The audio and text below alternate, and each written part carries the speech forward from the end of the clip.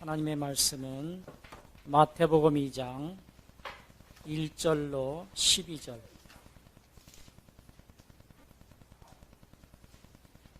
마태복음 2장 1절로 12절인데 6절까지만 같이 합독하도록 하겠습니다. 헤롯이 왕 때에 예수께서 유대 베들레헴에서 동방에로부터 예루살렘으로 유대인의 왕으로 나타나시니가 어디 계시냐? 우리가 동방에서 그의 별을 보고 그에게 경배하러 왔노라. 헤롯 왕과 온 예루살렘이 소동한지라. 왕이 모든 대제사장과 백성과 서기관들을 걸고 그리스도가 여로서 나느냐? 유대인 베들레헴이니 이는 선지자 또 유대 베들레헴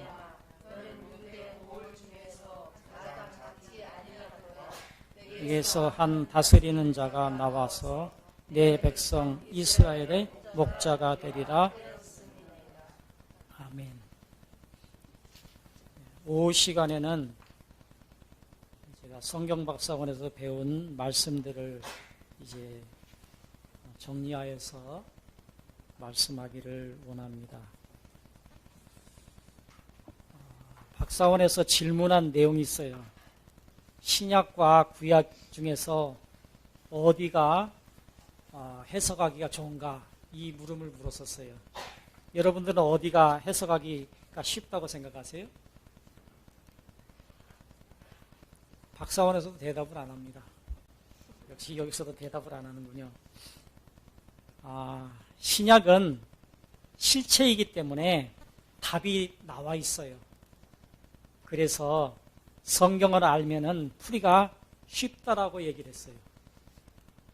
근데 구약은 그림자예요. 그림자이기 때문에 답을 알면 쉬워요. 그런데 답을 모르면은 구약은 어렵습니다. 여러분들이 구약 성경을 읽어보게 되면 그냥 이야기로 되어 있잖아요. 이야기로 되어 있기 때문에 답을 알면 굉장히 쉬워요. 근데 답을 모르면 굉장히 어렵습니다. 그런데 신약은 보면은 간단하게 기록이 되어 있어요. 이야기가 없어요. 그냥 답만 기록되어 있어요. 그렇기 때문에 모르면은 굉장히 어렵습니다. 영적인 말씀이기 때문에. 그래서 구약은 그림자라고 얘기를 했고 신약은 이제 실체라고 그렇게 우리가 배워서 알고 있습니다. 복음서는 이제 증언하는, 복음서에서 우리에게 증언하는 이제 말씀은 복음서 그러면은 사복음서 그러면 마태, 마가, 누가, 요한복음을 얘기합니다. 이 시간에는 성경 공부 시간이라고 생각을 하세요.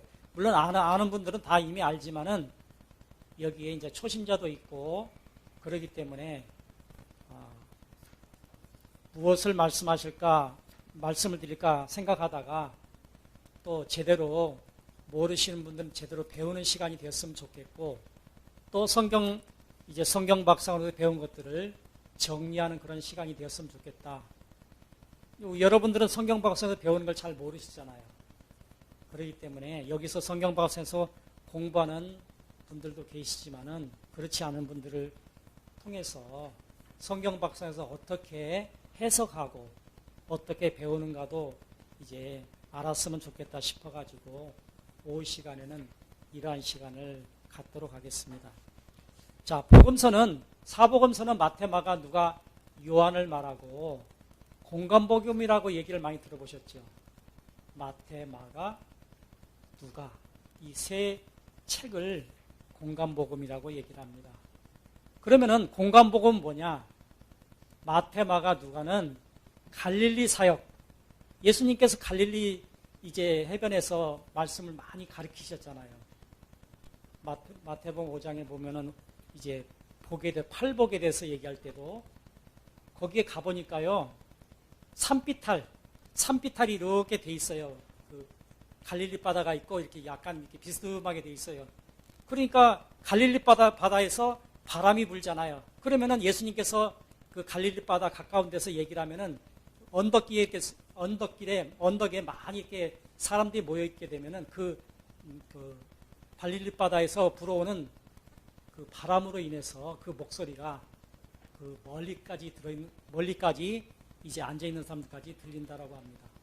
그래서 갈릴리 사역을 예수님께서 많이 하셨는데 바로 공감복음 지역, 그 갈릴리 지역이라고 하는 곳에서 이제 말씀을 가리킨 내용, 그러한 내용이 마태, 마가, 누가 이렇게 지역에서 말씀을 가르쳤다. 그 내용을 기록했다고 해서 공감복음이라고 얘기를 합니다. 그럼 요한복음은 어디서 가르쳤느냐? 예루살렘에서 예루살렘 사역을 기록한 책이 바로 요한복음이다라고 이렇게 아시면 되겠습니다. 그래서 네 책을 사복음서다. 그렇게 우리가 알았으면 좋겠습니다. 그래서 마태, 마가, 누가복음은 예수님의 하나님 대신 예수님이 이 땅에 사람의 몸으로 오셨잖아요. 근데 그분이 바로 하나님이다라고 하는 것을 마태, 마가, 누가복음에서 우리에게 가르쳐주고 있다는 거예요. 그러면 요한복음은 뭐를 기록했느냐? 마찬가지로 요한복음도 예수님이 하나님이라고 하는 것을 많이 기록해 놓았다. 이렇게 우리에게 말씀을 하고 있습니다. 빌립보서 2장 5절에 보니까 너희 안에 이 마음을 품어라. 곧 그리스도의 예수의 마음이니. 예수님께서 이 땅에 종의 형체로 오셨습니다. 그 종의 형체로 오신 그 예수님께서는 바로 왕, 선지자, 제사장, 삼직을 갖고 오셨어요. 왕도 되시고 선지자 사역도 감당하시고 제사장 사역을 감당하시는 분이 바로 예수님이십니다. 이사야 55장 7절에 보니까 악인은 그 길을, 불의한 자는 그의 생각을 버리고. 우리가 그동안에 영혼에 대해서 많이 배웠지요. 우리의 영혼에는 영이 있어요. 영이라고 하는 것은 생각하는 걸 말하는 거예요. 쉽게 얘기해서 생각. 그 다음에 마음이 있죠. 마음은 우리의 길을, 영이 잘못된 것을 우리 마음이 잘못됐기 때문에 마음이 고치지 않으면은 이제 우리가 바른 길을 갈 수가 없습니다. 그래서 성경에서 보게 되면은 이제 우리 마음이 잘못돼 가지고 거짓된 것들 때문에, 또 아담 같은 경우를 보면은 아담이 영이 건강했더라면은 마음은 또 누구냐? 마음은 또 하와예요. 하와가 잘못된 길을 갈 때, 그 마음이 잘못되었을 때 영이 마음을 잘 다스리지를 못했기 때문에 이제 아담도 범죄를 하게 된 것이라고 하는 것을 우리는 알아야 됩니다. 그래서 우리는 마음을 잘 다스려야 된다. 그렇게 말씀하시는데 바로 예수님을 닮으라. 예수님께서 이 땅에 종의 모습으로, 하나님이신데 그분께서 사람의 몸을 입고 이 땅에 오셔서 종의 형체로 이 땅에 오셨기 때문에 그 예수님의 모습을 닮으라라고 말씀하고 있습니다. 마태는 마태복음을 기록했는데 마태복음은 유대인들을 위해서 기록했다라고 그렇게 얘기합니다. 마태복음 1장 21절 하반절에 보니까 그가 자기 백성을 그들의 죄에서 구원한 자이심이니라. 우리가 지난번에 주일 오후 시간에 배운 내용일 거예요. 예수님께서는 이 땅에 이제 왕으로 오셨어요. 유대인들의 왕으로 오셨어요. 그런데 예수님께서 이 땅에 왕으로 오셨는데 그 왕을 유대인들이 받아들이질 않았어요. 유대인들은 아직도 예수님을 기다리고 있잖아요. 그 예수님, 메시아라고 오실 예수님을 아직도 기다리고 있어요. 그래서 통곡의 벽에서 그냥 고개를 흔들흔들 하면서 기도를 지금도 하고 있어요. 유대인들이 거기서 통곡의 벽 그 안쪽에 들어가 보면 유대인들이 서가지고 책상 하나 놓고 서가지고 계속 성경 말씀을 읽으면서 이제 말씀을 이제 읽는 모습을 보게 됩니다. 아직도 예수님 빨리 오세요. 그래서 이 백성, 이 나라를 구원해 주세요라고 지금도 그들은 기도하고 있습니다. 왕으로 오신 예수님께서 오셨는데도 불구하고 그분을 왕으로 인정하지 못하고 받아들이지 못함으로 우리 이제 이방인들이 예수님을 믿으면은 우리의 왕으로, 우리의 구주로 이제 섬기게 되고 그분을 믿고 따르면은 우리는 천국 백성, 하나님 나라에 갈 수가 있는 것입니다. 마태복음 1장에는 그 예수님이 오실 메시아, 예수님이라고 하는 거예요. 오실 하나님이라고 하는 거예요. 그래서 이 마태복음 1장에는 제사장 사역을 기록하고 있다고 하는데 마태복음 1장 21절 하반절에 아까 말씀드렸죠. 자기 백성을 구원할 그런 자이십니다. 자, 죄에서 구원이란 예수님 자신을 화목제물로 드리기 위해서 이 땅에 오셨습니다.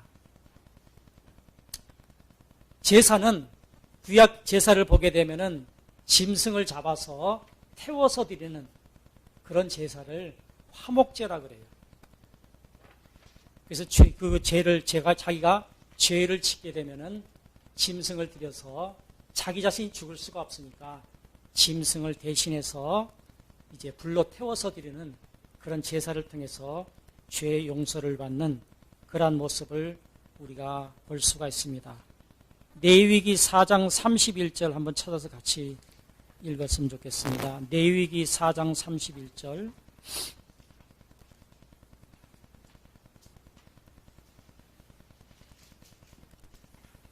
레위기 4장 31절.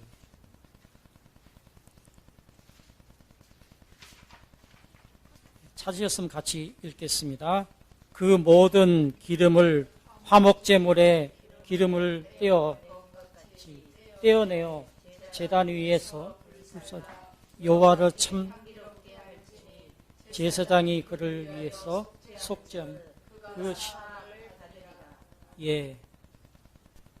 이제 화목제물로 짐승을 태워드리는 것이 바로 속죄제니 그가 사함을 받으리라, 죄 사함을 받으리라 이렇게 말씀하고 있습니다.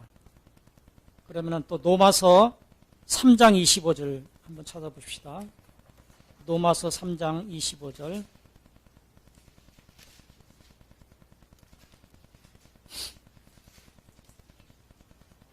같이 읽습니다. 이 예수를 하나님이 그의 피로써 믿음으로 말미암아 화목제물로 세우셨으니 하나님께서 기이 삼으시고 전에 죄를 간과하심으로 자기의 의로심을 나타내려 하심이니라. 예수님께서 우리가 영원히 죽을 수밖에 없는 우리 사람들을 위해서 이 땅에 오셔서 화목제물로 예수님께서 죽으심으로 말미암아서 우리가 하나님 앞에 나아갈 수 있는 길을 허락하셨습니다. 요한복음 4장 24절은 우리가 다 알고 있는 말씀입니다. 한번 외워볼까요? 하나님은 영이시니 예배하는 자가 영과 진리로 예배할지니라. 옛날 성경에 보면 신령과 진정으로 이렇게 돼 있죠. 근데 여기 새로운 성경에는 영과 진리로 예배할지니라 라고 했어요.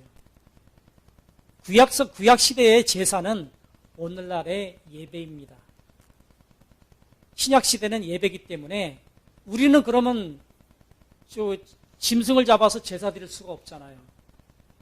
그래서 내 몸을 하나님 앞에 화목제물로 드리는 거예요. 그러니까 여러분들이 예배할 때 지난번에 배웠어요. 저는 그때 배우고 나서부터 그렇게 기도를 합니다. 하나님, 내 자신을 오늘도 하나님 앞에 드립니다.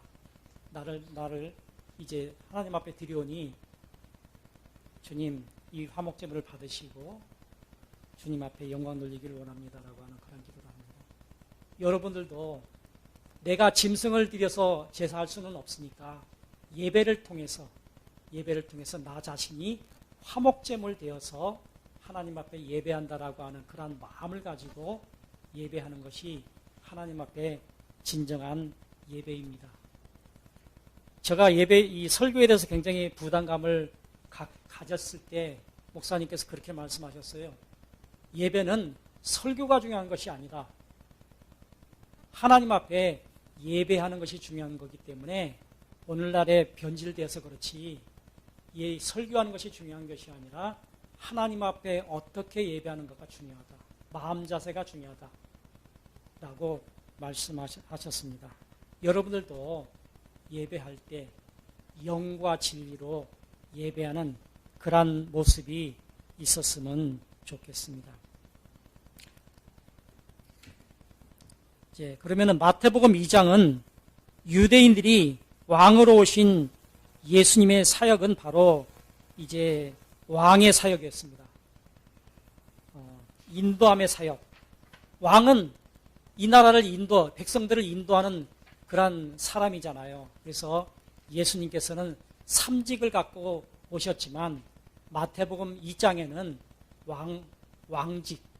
왕직을 갖고 오셨다라고 기록을 하고 있습니다.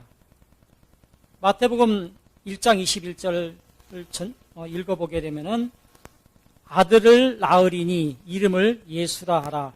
이는 그가 자기 백성을 그들의 죄에서 구원할 자이심이라. 왕으로 오심을 말씀하고 계세요. 구원자로 오셨다라고 하는 것을 말씀하고 있습니다.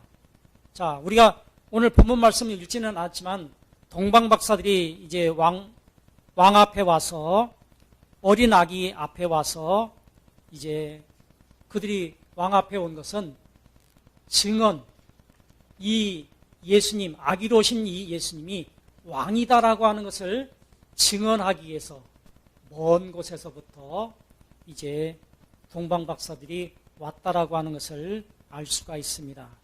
마태복음 2장 11절 우리 한번 같이 읽어봅시다. 마태복음 2장 11절 오늘 본문 말씀의 11절 말씀. 집에 들어가 아기와 그의 어머니 마리아와 함께 있는 것을 보고 엎드려 아기께 경배하고 보배합을 열어 황금과 유황과 몰약을 예물로 드리니라. 자, 왕직과 선지자직과 제사장직 3직으로 오셨다라고 말씀하셨는데 그분 앞에 황금과 유황과 몰약을 예물로 드렸다 그랬어요.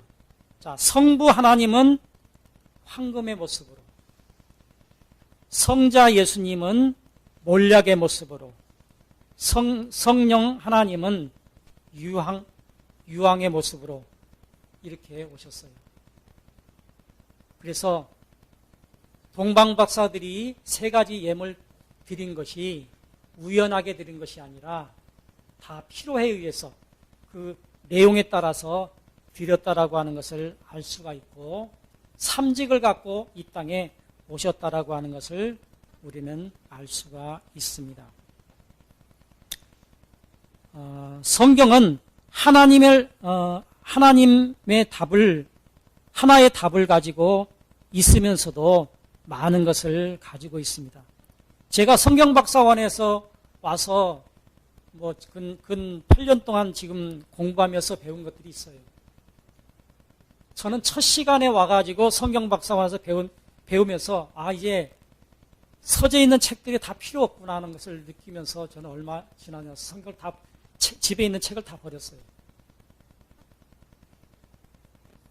그 주석까지도 다 버려버렸어요. 오로지 성경 외에는 몇 권이 없어요. 저는 어떻게 보게 되면은 고지식한 사람입니다. 옳다라고 생각하면 그냥 즉시로 이제 그 뜻대로 살기로 원하면서 실천을 합니다. 자, 이 성경은 하나의 해석만 있는 것이 아니에요.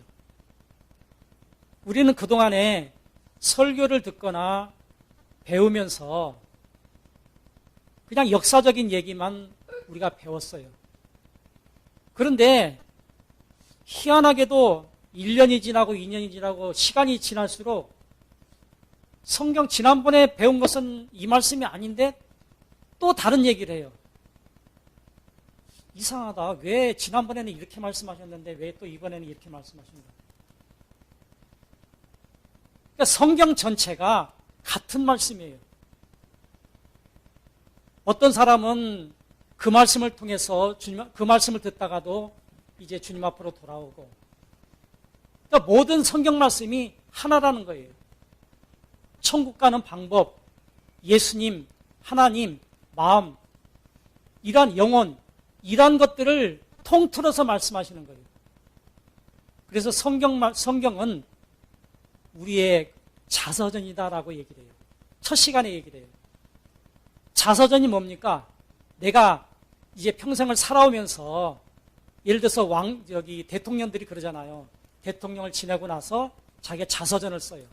내가 어려서부터 어떻게 살아왔고, 어떻게 이제 학교를 다녔고, 어떻게 대통령이 되었고, 대통령 때 내가 무엇을 했고, 라고 하는 것들을 쫙 써내려가서 책을 만들어요. 자기를 위해서 책을 만들어요. 자서전. 그것을 자서전이라고 그러죠. 성경 말씀이 바로 내 자서전이래요. 천국 가는 자서전. 그러면은 성경을 우리는 잘 알아야 돼요. 잘 알아야 되는데 성경이 너무 어려워요. 왜 그럴까요? 내가 천국 가는 것을 내가 썼다라면은 성경은 너무너무 쉬울 거예요.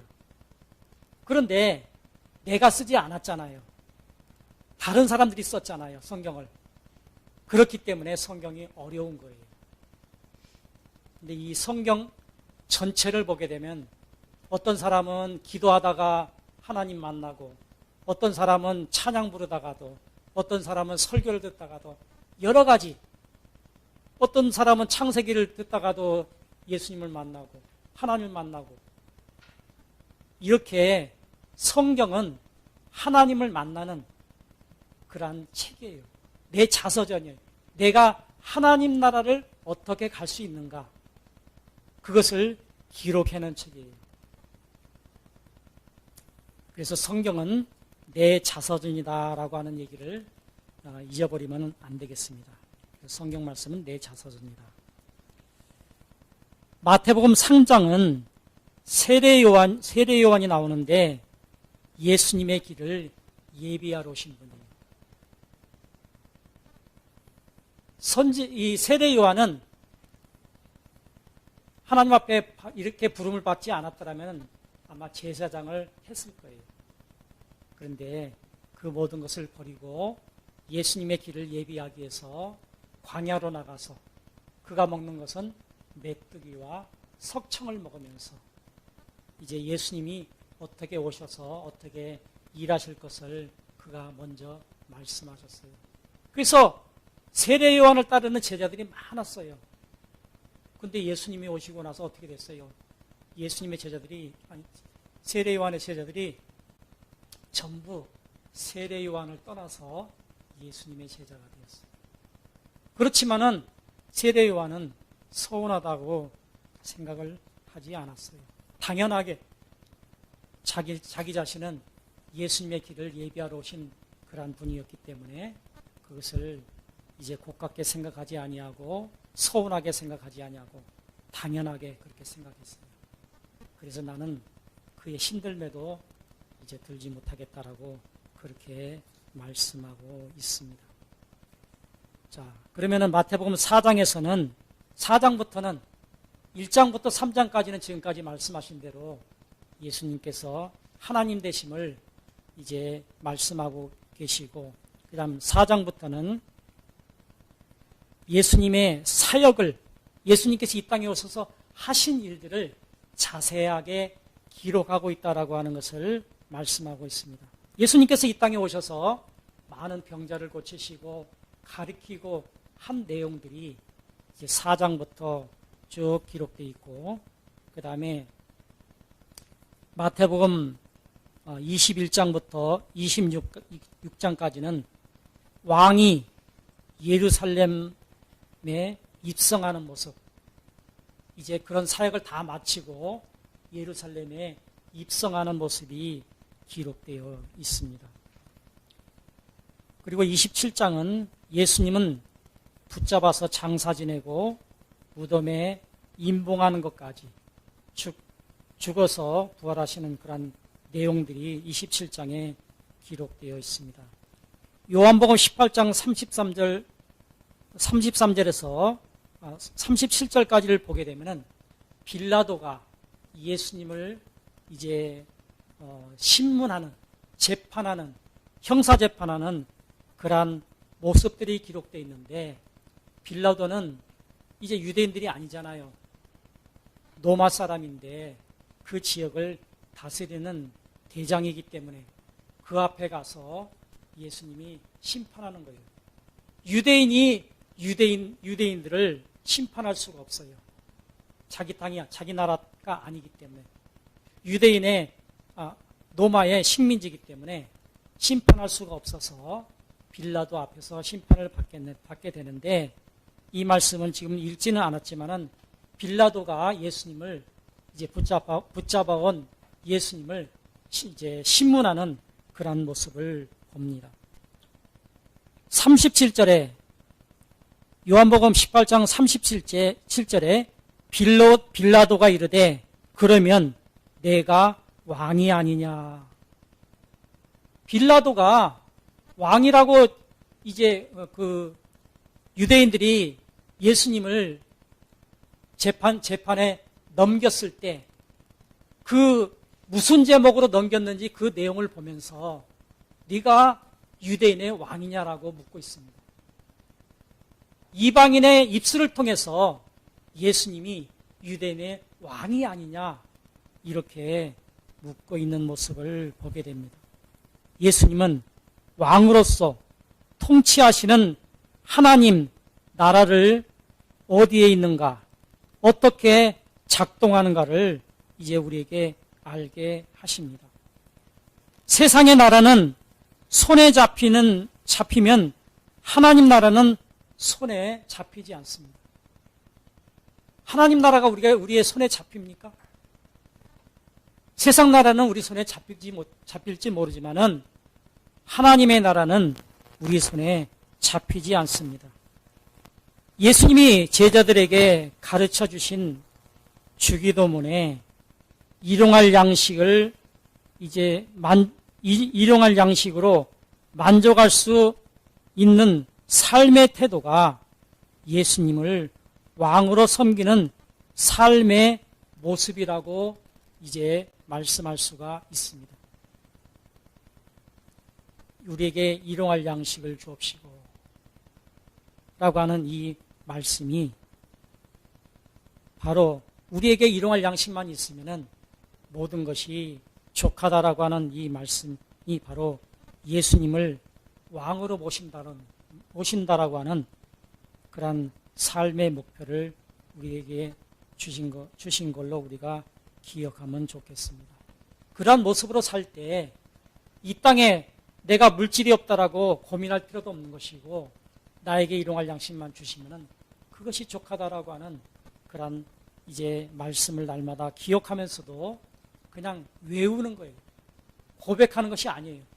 고백한다라고 하면서도 우리는 일용할 양식이 없을 때 고민하고 염려하고 할 때가 많은데, 주기도문을 보게 되면은 이제 그 말씀대로 우리가 살고 또 일용할 양식만 있으면은 우리에게 족할 것이 없다라고 하는 고백 그대로 우리의 삶이 이어지기를 바랍니다. 이사야 45장 1절에서 17절에 보게 되니까 보면은 예수님은 우리의 영원한 왕이다라고 말씀하고 있어요. 온 우주를 창조하고 만드신 만물을 통치하시고 섭리하시고 보호하시고 운행하시고 주관하시는 심판하시는 영원한 왕이다라고 이사야 45장 1절에서 17절은 말씀하고 있습니다. 왕으로 하나님의 통치를 받는 자는 복이 있고 만사 형통할 것을 말씀하고 있습니다. 왕의 명령 한마디면은 온 우주는 복종을 합니다. 하나님의 주권하에 모든 것이 하나님의 주권하에 있기 때문에 하나님께서 명령하시면 모든 것이 만사 형통하게 됩니다.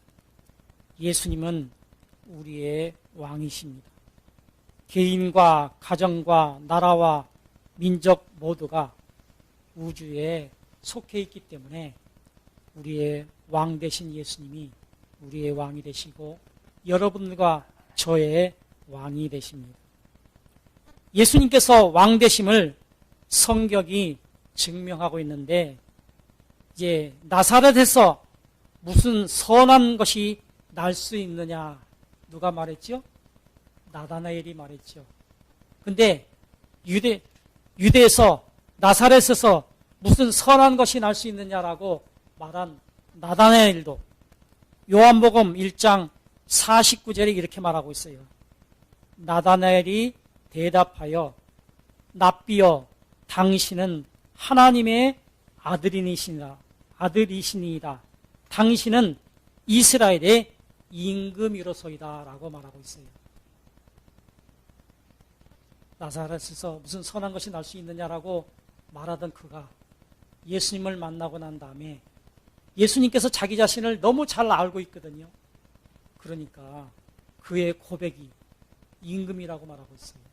왕이다라고 말하고 있어요. 이렇게 세상은